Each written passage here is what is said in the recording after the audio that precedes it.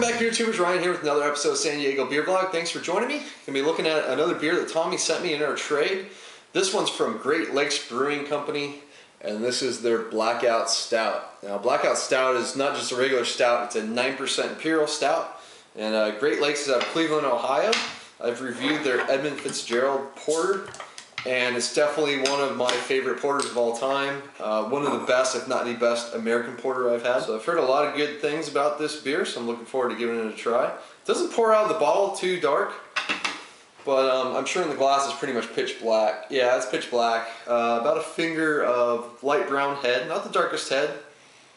A little bit of legs on the glass. Let's get the aroma on it. Get a lot of coffee and dark fruits initially. Some deep dark chocolate, but I get like almost like a black currant kind of dark berry note on there. Maybe some yeast esters, dark caramel malts maybe producing that aroma. Some roasted, you know, almost espresso coffee-like character to it. A little bit of like maybe a bitter chocolate in there as well. So it smells kind of, you know, what I come to expect from a lot of Imperial Stouts. 9%.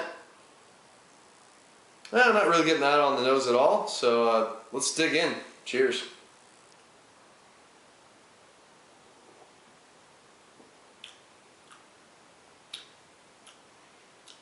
That's good.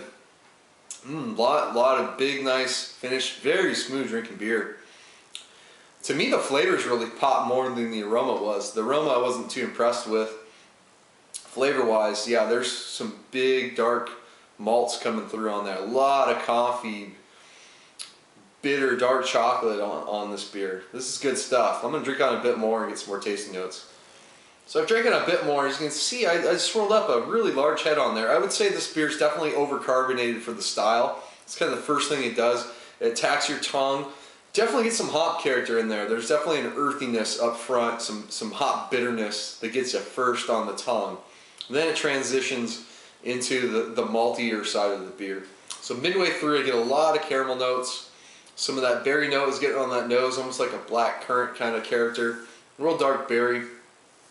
Kind of comes in with the caramels, but big, semi-sweet caramel notes with that fruitiness.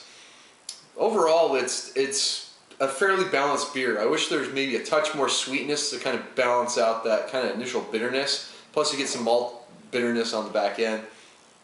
Where that back end's a big time, where that espresso roasted coffee note and bitter chocolate comes into play.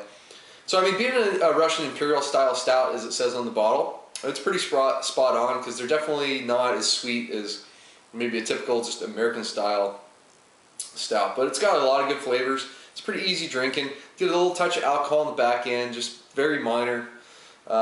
Really solid stuff, just, you know, a little too overcarbonated. And I don't think it's quite as good as some of my other favorite Imperial Stouts that are like 1050, Stone IRS, Great Device Yeti.